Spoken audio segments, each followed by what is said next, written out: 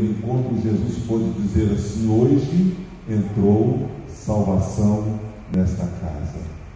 Um homem que não era nem um pouco querido, um homem que não era nem um pouco honesto, mas um homem que teve um genuíno encontro com Jesus e mudou por completo a sua vida. Nós falamos a respeito do centurião de Cafarnaum, aquele homem que contentava-se apenas com uma palavra: manda, Senhor, uma palavra tua e o meu servo será curado. E era diferente de Zaqueu, porque Zaqueu não era bem quisto, mas o centurião de Cafarnaum era. As pessoas que foram seus interlocutores chegaram até Jesus e disseram: ele é gente boa, faça alguma coisa por este homem, porque ele é gente boa, nós gostamos dele. Mas a gente descobre que mesmo sendo gente boa, precisamos ter encontro com Jesus. Não basta ser gente boa, é necessário ter um encontro com Jesus. Nós falamos também do encontro de Jesus com aquela mulher que tinha fluxo de sangue, hemorragia, por 12 anos. Ela já tinha perdido a dignidade, porque para a cultura daquela época, a mulher que tinha esse fluxo de sangue era considerada imunda, não podia ir ao templo, não podia conviver com as pessoas, tinha que ficar isolada. Era uma lei levítica que ainda era aplicada nos tempos de Jesus. E aquela mulher, a Bíblia diz que ela tinha gastado todos os seus recursos para tentar se curar através da medicina e não conseguiu. Dando até o texto dá até para a gente assim, uma compreensão de que aquela mulher fora enganada.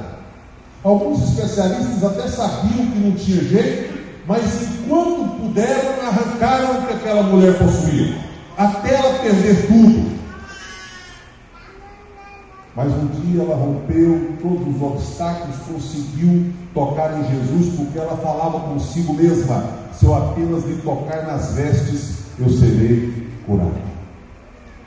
E quando ela tocou, ela foi curada, mas Jesus não deixou aquela mulher no anonimato. Ele disse: alguém me tocou.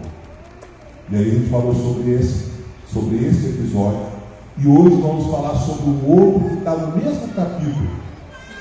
Mas antes de eu entrar nesse outro que está no mesmo capítulo, e aí eu volto a falar um pouquinho sobre esta mulher, eu quero lembrar que nós também falamos a respeito do encontro daquela mulher pecadora que ungiu Jesus na casa daquele homem de Betânia.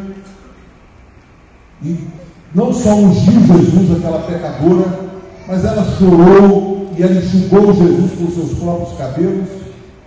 E Simão, o hospedeiro, o anfitrião, começou a razoar-se consigo mesmo e dizer: puxa vida, se Jesus fosse mesmo profeta, ele saberia quem é que está ali ungindo, não é? Que era mulher pecadora, e não iria permitir essa cena. Já os discípulos, inclusive Judas, o tesoureiro, o mercenário, tinha um outro discurso: esse perfume é caro, podia ser vendido e dado aos pobres, ou então vir para a tesouraria do colégio apostólico para ser aplicado de uma outra maneira. E Jesus dá resposta para ambos. E aquela mulher saiu dali abençoada por Jesus, e ele disse: vai, os teus pecados estão perdoados, não peques mais.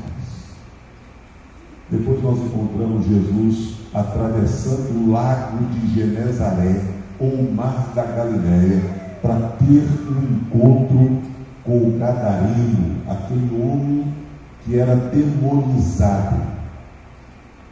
E ninguém entendia, porque já era tarde. Atravessar o mar naquele horário era loucura. Mas Jesus atravessa, uma tempestade ataca o barco, Jesus acalma aquela tempestade, e mais tarde todos compreendem por que Jesus queria ir para outra margem. Do lado de lá havia uma vida subjugada, havia uma vida que que vivia nos cemitérios, por isso ele já não vivia nem vida de vivo, era uma vida de morto. Quando Jesus chegou, libertou aquele homem e ele passou a ter vida normal. Hoje eu quero convidar você para nós trabalharmos um pouco a respeito de uma história que está muito próxima daquela da mulher com hemorragia.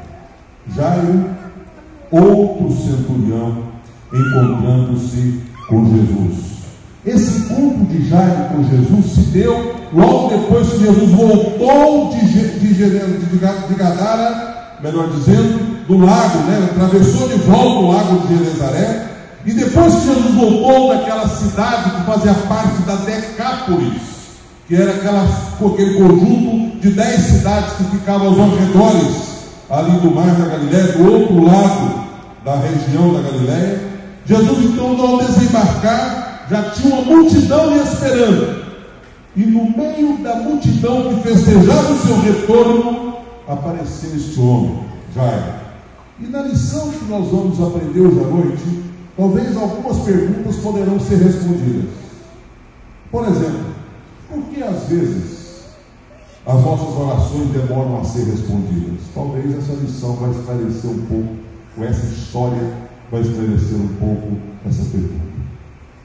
Segundo, por que em algumas circunstâncias da vida Deus parece indiferente às nossas dores e necessidades? Acredito que também essa história vai nos ajudar um pouco a desvendar este mistério.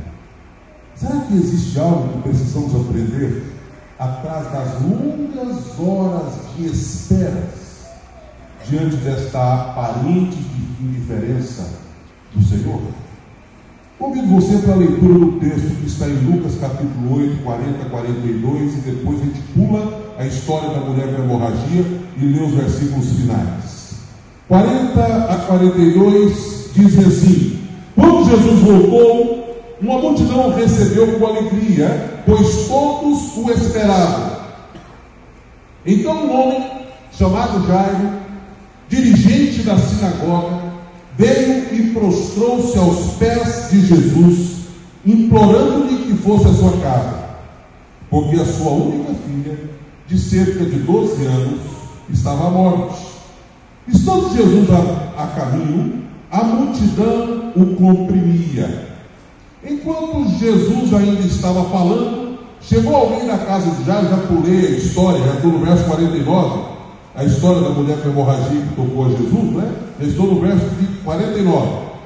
Enquanto Jesus ainda estava falando, chegou alguém da casa de Jairo, o dirigente da sinagoga, e disse: sua filha morreu, não incomodes mais o mestre.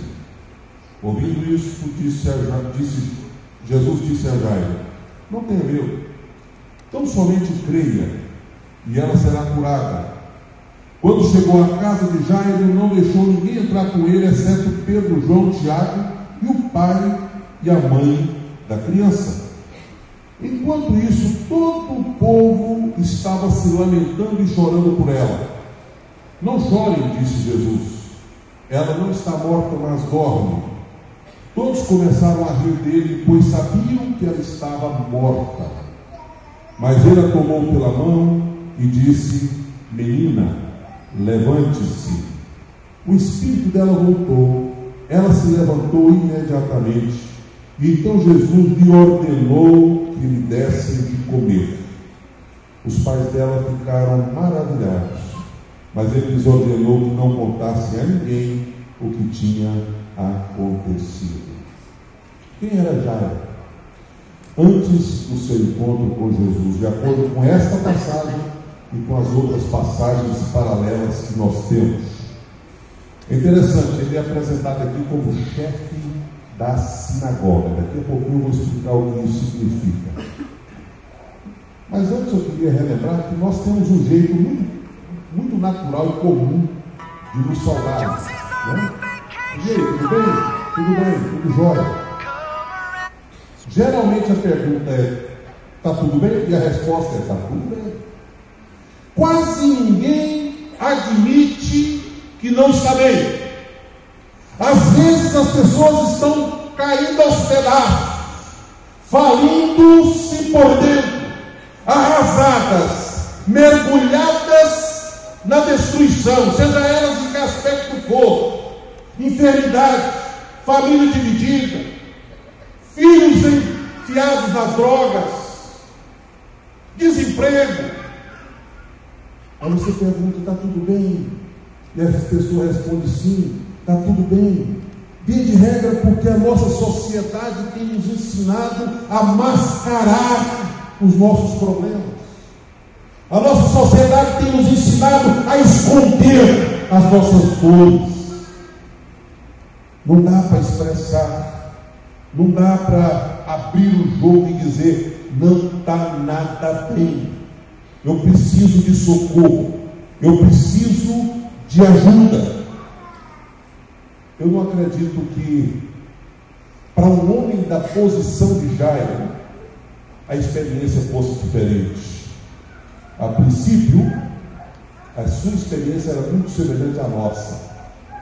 Ele tentou todos os jeitos e recursos possíveis para esconder a sua dor, o seu sofrimento, até que ele admitiu ser preciso procurar Jesus.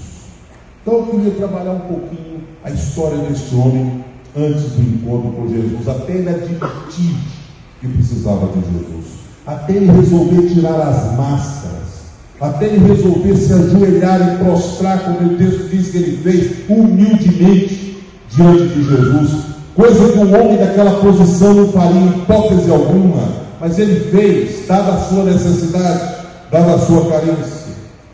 Vamos ver então quais são as suas características. Voltando ao assunto, ele era chefe de uma sinagoga. Sinagoga era o lugar onde se estudava a Bíblia. Sinagoga era o lugar onde se interpretava a lei. Mas também na sinagoga, alguns casos jurídicos eram tratados. E havia um conselho dentro da sinagoga para tratar dessas situações. Por isso, o chefe deste conselho, que também era o chefe da sinagoga, ele não só interpretava a lei, mas ele também presidia as reuniões, presidia as assembleias, ele também decretava os divórcios e os casamentos. Lembra que Moisés permitiu da carta de divórcio em alguns casos excepcionais? E a Bíblia diz que o chefe da sinagoga era responsável por essa decisão junto com o conselho. Portanto, o chefe da sinagoga era uma pessoa influente, era uma pessoa totalmente influente, influente do ponto de vista religioso, mas também influente do ponto de vista civil, do ponto de vista social. Ele era um homem influente.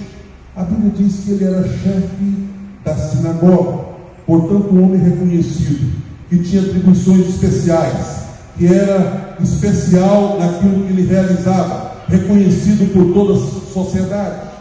Mas além disso, o texto deixa margem para entendermos que ele era um tipo de homem que todos admiravam. Quando ele passava com as suas roupas finas, quando ele passava com o seu carro do ano, quando ele passava com a sua postura e elegância, quem via de longe dizia: puxa vida, está ali um homem joia demais. Como eu gostaria de estar no lugar daquele homem. Ele causava inveja em muitos. Muitas pessoas entendiam que aquele homem, por sua influência, por sua postura e posição, pelo poder que ele exercia, ele era um homem talvez sem defeitos, um homem extremamente respeitado por toda a sociedade.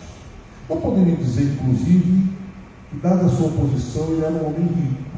A Bíblia não diz abertamente isso, mas ele tinha, pela posição que ocupava, todas as características de um homem que possuía também bens materiais.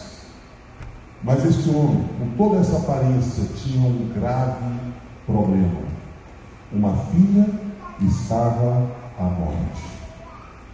uma filha que estava à morte. Interessante, eu sei que existem problemas e mais problemas. E muitas vezes nós nos sensibilizamos com problemas dos outros. Mas eu acho que por mais que você se imagine na pele de qualquer pessoa que tenha um filho ou uma filha condenada à morte, você não é capaz de imaginar a profundidade da dor e do sofrimento. É algo tenebroso, é uma experiência difícil e profunda, que foge ao curso natural da vida. Nós que já perdemos mãe ou pai, ou ambos, sabemos que não é nada agradável sepultar o pai. Mas por mais que seja desagradável, parece que é o curso natural da vida. Você sofre, você chora, mas você sabe que mais dia menos dia, se tudo correr normal, isso irá acontecer. Mas o inverso, sem dúvida alguma, causa uma angústia, um sofrimento, uma dor para além da razão. Aquele homem tinha um grave problema, porque a sua filha estava à morte, os seus recursos não adiantavam para resolver aquele problema, a sua respeitabilidade não adiantava para resolver aquele problema, a sua posição religiosa não era suficiente para resolver aquele problema. Portanto, ele estava num beco sem saída. O que a gente pode resumir? Esse homem sem Jesus tinha posição, tinha respeito, tinha dinheiro, tinha reconhecimento público, mas também tinha um grave problema. Quem é você sem Jesus? Será que dá para pensar? Você pode imaginar que o problema de Jairo é grande, o seu. Não adianta nada a gente ler a Bíblia se a gente não fizer algumas perguntas para nós mesmos. Qual é o seu problema? O que você está escondendo, mascarando? O que você está camuflando hoje à noite?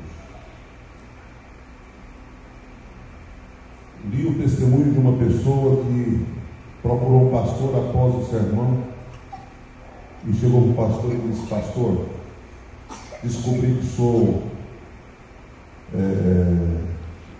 aidético, sou soro positivo e ninguém ainda sabe da minha família. Mas por quê?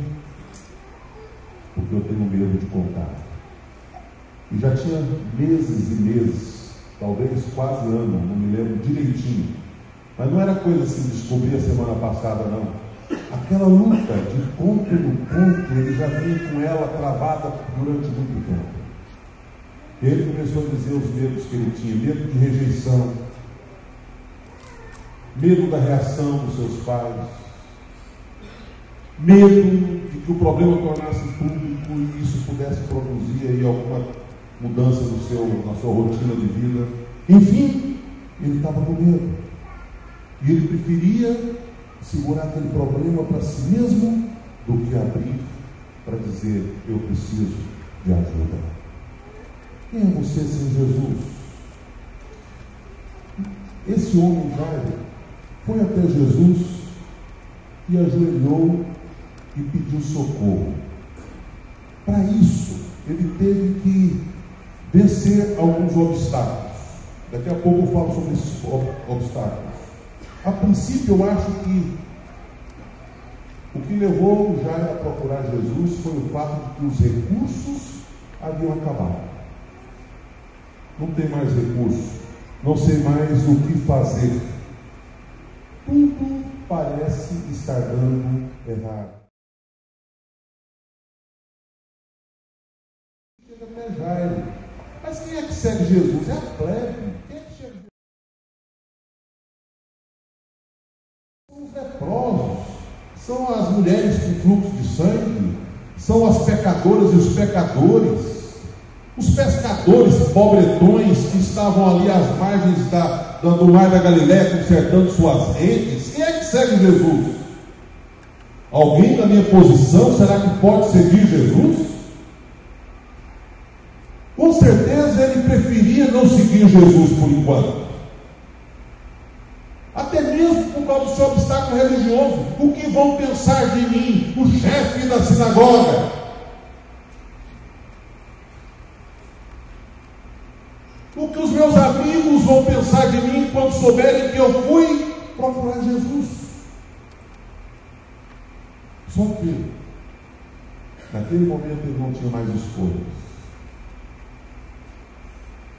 Os recursos haviam findado. E ele chegou em Jesus e disse: Mestre, ajoelhou, vem comigo até a minha casa. Deixa eu dizer uma coisa, independente de um erro grave que ele cometeu e que nós cometemos também, eu gostaria de dizer para você que o segredo é levar Jesus para casa. Amém ou não? Amém. Leva Jesus para casa. Você está com um grave problema, leva Jesus com você. Tenha a humildade de chegar perto dele e dizer: Senhor, eu preciso da tua presença. Eu preciso que o Senhor vá comigo. Reconheça que os recursos não são suficientes para resolver o seu problema. Você precisa de Jesus. Senhor, dá para ir comigo para casa? A minha filha está morta. Não adianta mais ir atrás de médico. Leva Jesus para casa. Cristianismo verdadeiro é se você ir até Jesus, se prostrar aos pés de Jesus e dizer para Jesus: vamos comigo lá para a minha casa. Isso é cristianismo verdadeiro. Jairo, com a dor, aprendeu que ele precisava ir até Jesus. Ele saiu de casa, talvez relutando um pouco, atrás da cura da sua filha. Ele não recebeu a cura, ele recebeu outra coisa, a ressurreição. Mas ele saiu atrás da cura. E todas as barreiras que Jairo venceu, eu poderia aqui citar inúmeras, mas a sua própria posição, a barreira religiosa, a barreira da própria multidão que apertava Jesus e ele teve que evidentemente pedir licença para chegar perto do mestre e se ajoelhar, a barreira do orgulho, porque de repente ele fez algo público.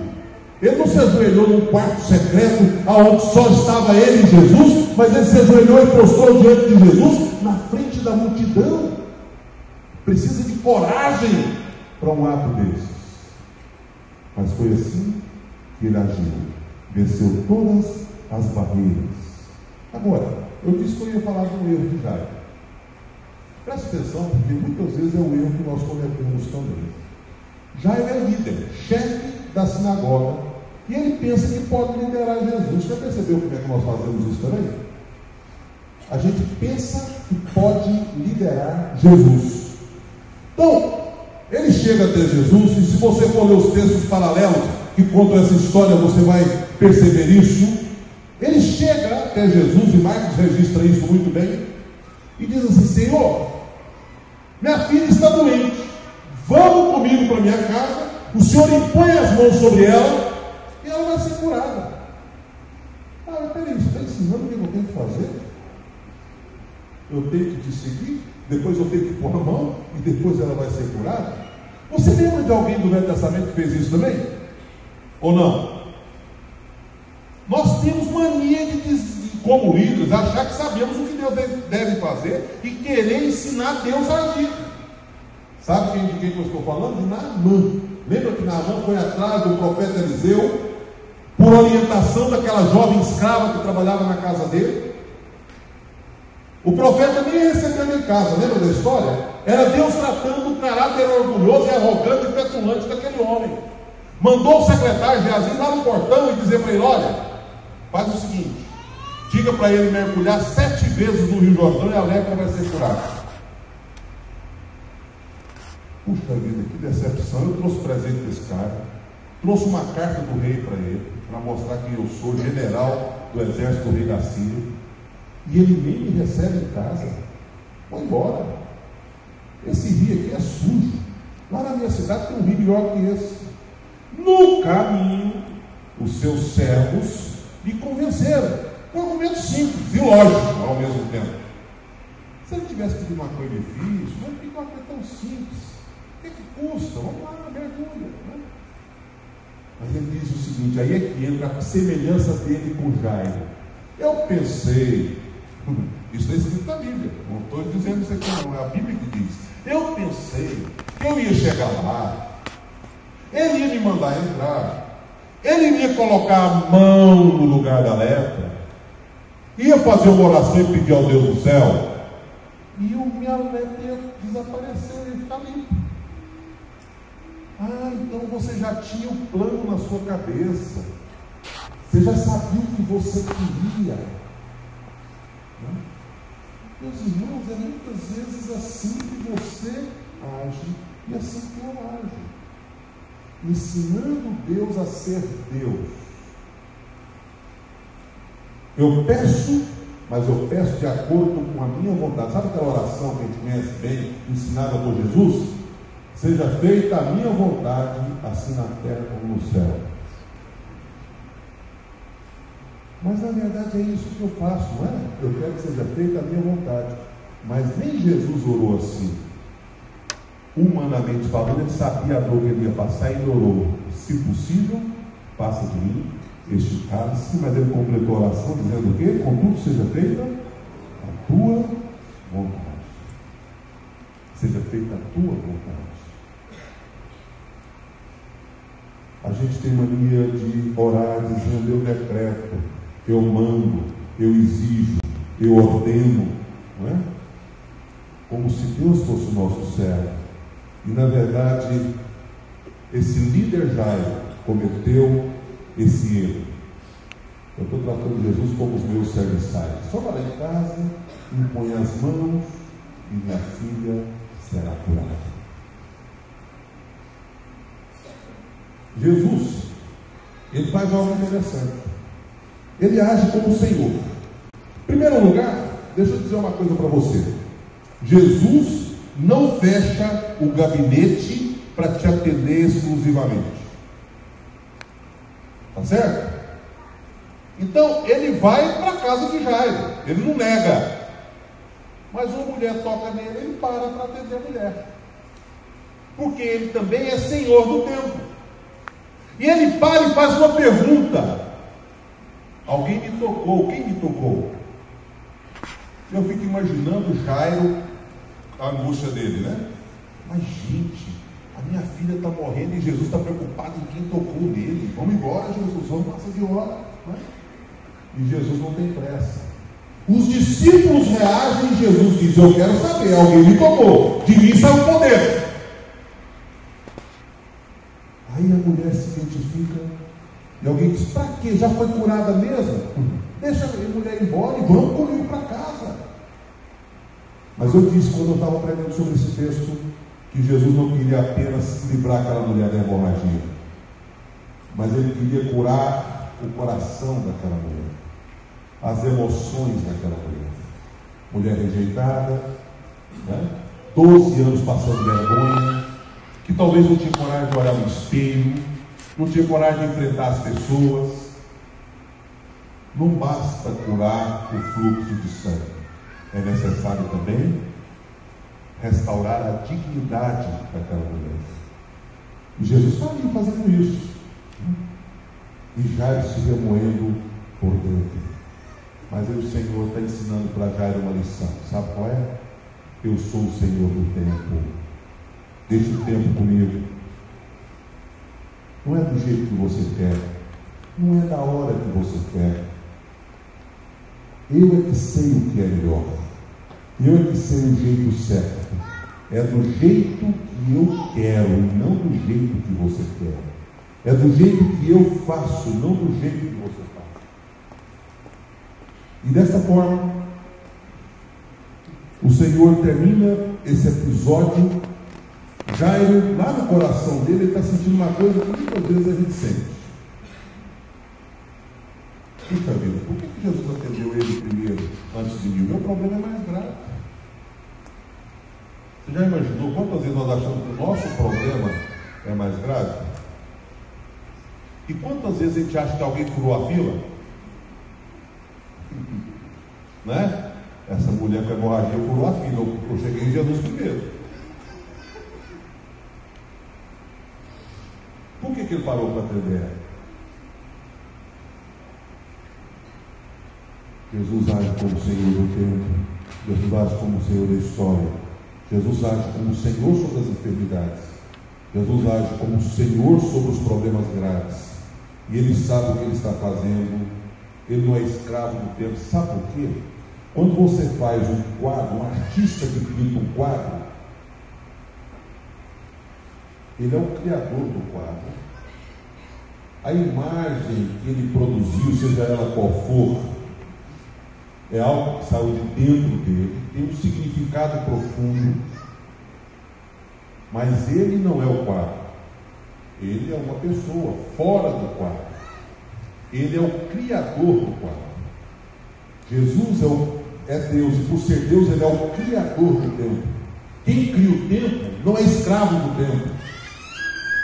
Vocês entenderam? O Senhor não está submisso a tempo, não. O tempo de Deus é diferente. Nós sim somos conduzidos pelos relógios. Vamos terminar cedo hoje, olha, 8h28 ainda. Deus não. A Bíblia diz que para Ele 1000 anos é como um dia como 1000 anos, e por aí vai. Ele é Senhor do tempo, e Ele está dizendo: Jairo, você tem que aprender a descansar, você tem que confiar, você tem que ficar tranquilo. Não é por aí, não é assim. O Senhor age como o Senhor de todas as coisas. Enquanto está naquela luta e angústia, chega uma notícia que a menina morreu, e ele diz assim, o mensageiro diz assim: não incomodes mais o mestre. Aqui está uma figura do trabalho do diabo. Deixa eu falar o português rasgado aqui. O trabalho de Satanás quer fazer você desistir. Cuidado. Não incomodes mais o mestre. Pare de orar. Não persevere. Não continue. Desista. Quantas vezes essa mensagem diabólica leva a gente a desistir e parar de perseverar? E é interessante porque a resposta de Jesus para Jairo foi tão maravilhosa. Eu queria que fosse essa mesma resposta para você. Por isso a pergunta é: como é que está você hoje? Já partindo para algumas conclusões, e eu espero que o Espírito Santo fale ao seu coração. Como é que está você hoje? Como é que você se encontra? De cabeça baixa, pranteando por algum problema, talvez lamentando o emprego perdido, lamentando o carro batido, lamentando o casamento que está em crise, lamentando a doença que foi descoberta. O que está acontecendo com você exatamente hoje, agora? Qual é a voz que você tem ouvido? De que a sua fé é fraca? Essa é a voz que você está ouvindo? De que você já orou o suficiente, não precisa orar mais? É isso que você está ouvindo? Que não mais vale a pena você ficar falando com Jesus sobre as suas dificuldades? Ouça o que Jesus disse para Jairo. Você pode ler comigo? Não temas, crê somente. Você pode falar para quem está perto de você? Não temas, crê somente. Esse não temas, crê somente, meus irmãos e amigos, poderia ser: não temas, ou então não se angustie, não se apavore, não desista. Esse não temas é para dizer que a aparente demora de Deus não é para gerar medo, nem incredulidade. Mas a aparente demora de Deus é para gerar em você perseverança. Não temas, crê somente. Pastor, mas tudo indica que as coisas estão indo de mal a pior. Creia, não desista.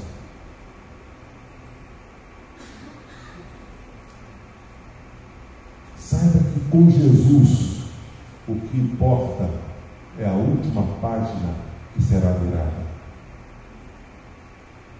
Ele tem poder sobre as enfermidades. Agora chega a notícia que a menina morreu, mas ele também tem poder sobre a morte. Eu queria cura. Já você não vai receber cura, mas vai receber ressurreição. Sua filha vai ser ressuscitada.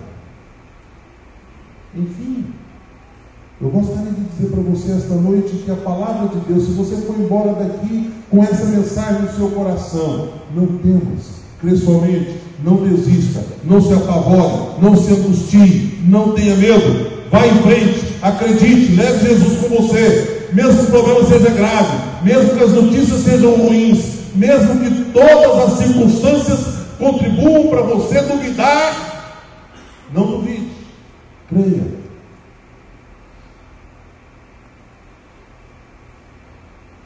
Se creres, verás a glória de Deus. É interessante porque já ainda teve que lutar com outros problemas tão comuns, como por exemplo o problema da zombaria. Quando ele chegou lá, havia zombaria, havia crítica, mas você vê que Jairo não desistiu. Ele levou Jesus para casa. Há um momento nessa história que me leva para esta conclusão, que é muito interessante. No começo, Jairo vai até Jesus, se prostra e diz: Senhor, vamos em casa comigo. Quando chega a notícia, não incomode mais o mestre, que a sua filha morreu, é Jesus que inverte. Jairo, vamos para casa, não temas, crê somente, eu quero ir na sua casa. Agora é Jesus dizendo para Jairo: vamos, eu quero ir com você. Eu quero estar com você. Eu vou para a sua casa com você. Não temas, crê somente. Como está você hoje? A palavra de Deus para você hoje é essa. Está tudo indo de mal a pior? Não temas, crê somente. As coisas estão saindo de modo diferente do que você planejou. Continue crendo, não desista nunca. Fique firme com Jesus. Fique firme com Jesus. Pastor, mas e se der errado? Com Jesus nunca dá errado, porque ele não erra.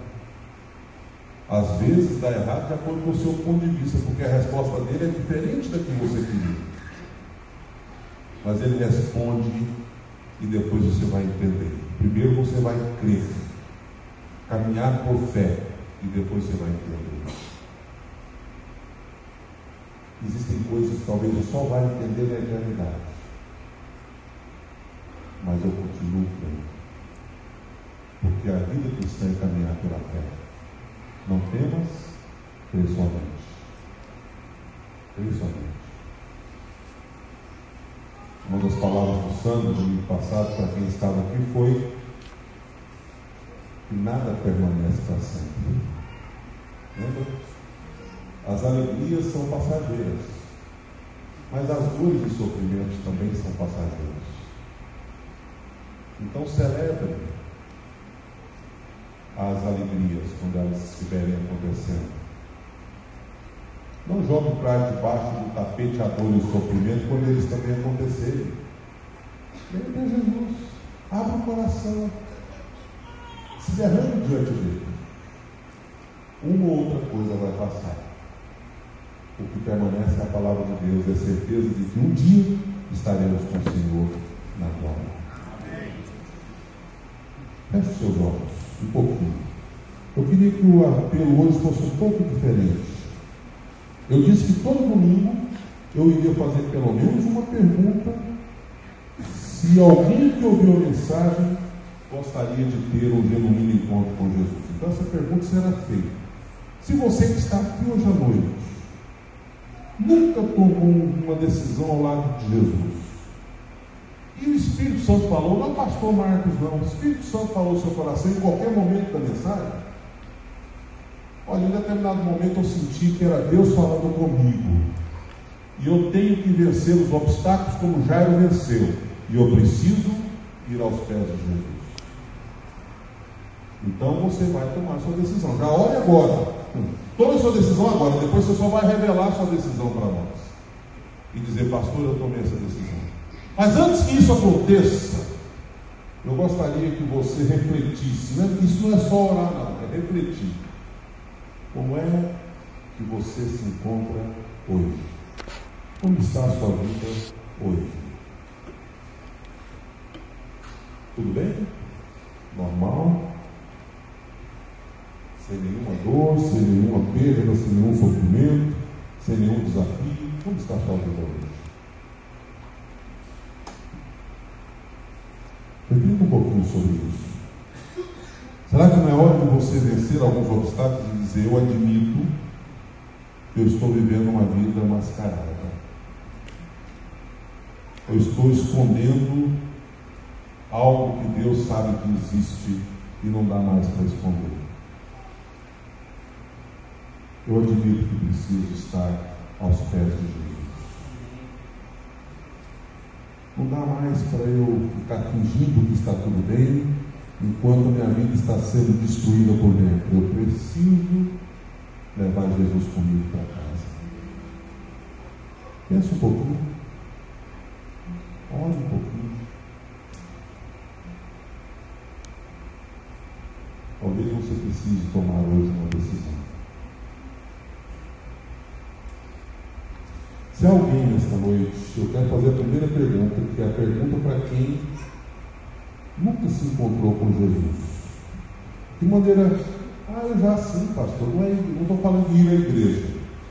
Não estou falando de ter uma religião. Gente, ter religião, ir à igreja, não significa absolutamente nada.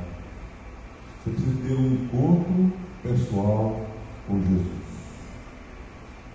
Não é religiosidade. Não é evento,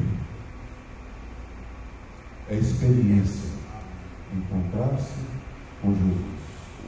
Será que entre nós alguém que gostaria de nesta noite dizer, eu quero ter o meu encontro com Jesus? Eu preciso me encontrar com Jesus. Se alguém gostaria de levantar essa mão para eu conhecer, eu vou orar por você.